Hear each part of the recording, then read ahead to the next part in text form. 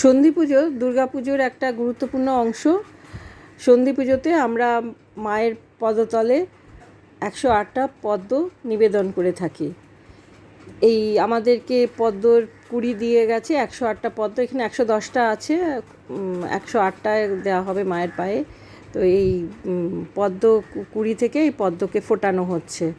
সন্ধি পুজোর পেছনে একটা পৌরাণিক গাথা রয়েছে।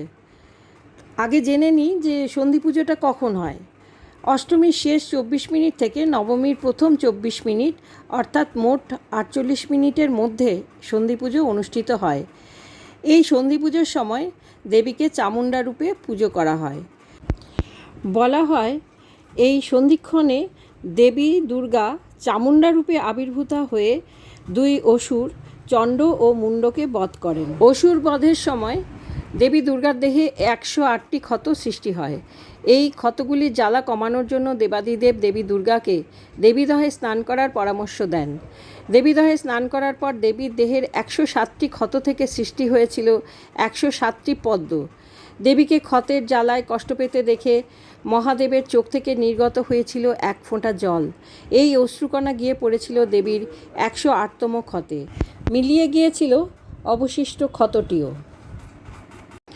দেবীদহে রয়ে গিয়েছিল 107টি পদ্ম। বলা হয় রাবণ বধের সময় শ্রী রামচন্দ্র দেবী দুর্গাকে 108টি পদ্ম উৎসর্গ করতে চেয়েছিলেন, তাই হনুমানকে পাঠিয়েছিলেন দেবীদহে। কিন্তু দেবীদহে 107টি পদ্ম থাকায় হনুমান 107টি পদ্ম নিয়ে ফিরে আসেন।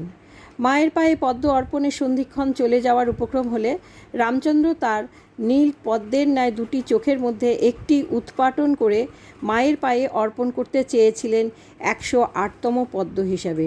এই সময় দেবীর আবির্ভাব হয়। মায়ের আশীর্বাদে শক্তিশালী হয়ে এই সন্ধিক্ষণেই শ্রীরাম রাবণ বধ করেছিলেন। এই সন্ধিকালের সময় দেবীর পূজা করলে বিশেষ ফল লাভ হয়। এই সময় অশুভ শক্তির বিনাশ ঘটে, শুভ শক্তির স্থাপনা হয়।